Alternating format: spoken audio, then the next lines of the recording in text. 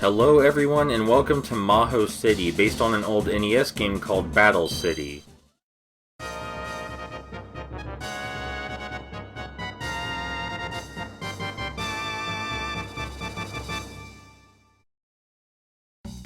So in case you haven't played Battle City, our main objective is to protect this thing behind us, which in this game is a chicken.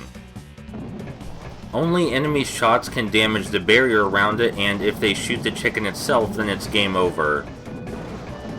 So Battle City gameplay-wise is basically what if Bomberman were a tank and could shoot. And this game is basically what if Bomberman were an anime girl and could shoot lasers. This game of course has different features, one of them being that it works on a pseudo-grid system as opposed to an actual grid system like the original Battle City.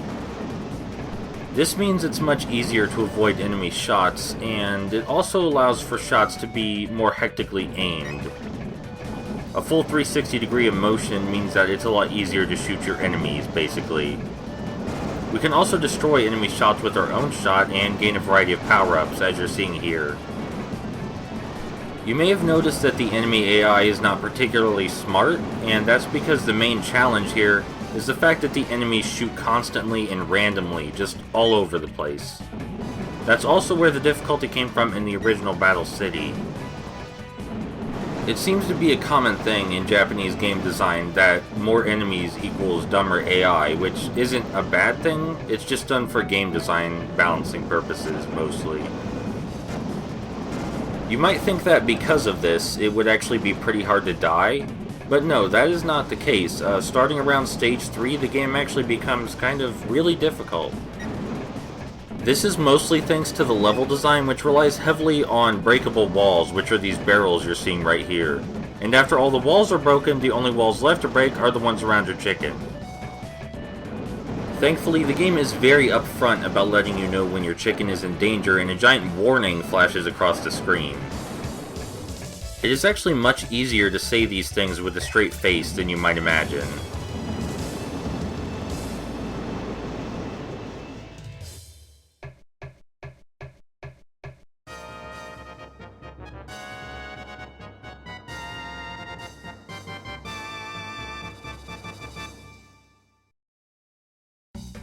It definitely helps that the game is self-aware of how absurd it is. So this is what I mean by heavy reliance on destructible walls. From here on out, you have to obliterate a lot of barrels to get to your enemies, which of course you need to do to finish the stage. But destroying these barrels also leaves your chicken vulnerable, so you have to be conservative about how much you destroy, which can be kinda hard when you get power-ups like the 4-way shot. In case you've been wondering why the screen just flashes all the time, that happens when a shot hits anything. And this mechanic is the other reason why the game can be fairly difficult. We can't walk through these walls, but we can shoot through them, and so can the enemies. When there are a whole lot of these walls, it presents a problem because, well, the enemies can shoot an absolute barrage at us, but we can't get as close as we'd like to take them out. Because of this, we need to pay really close attention to the level design and enemy placement, and for this, the mini-map down in the corner is an absolute lifesaver.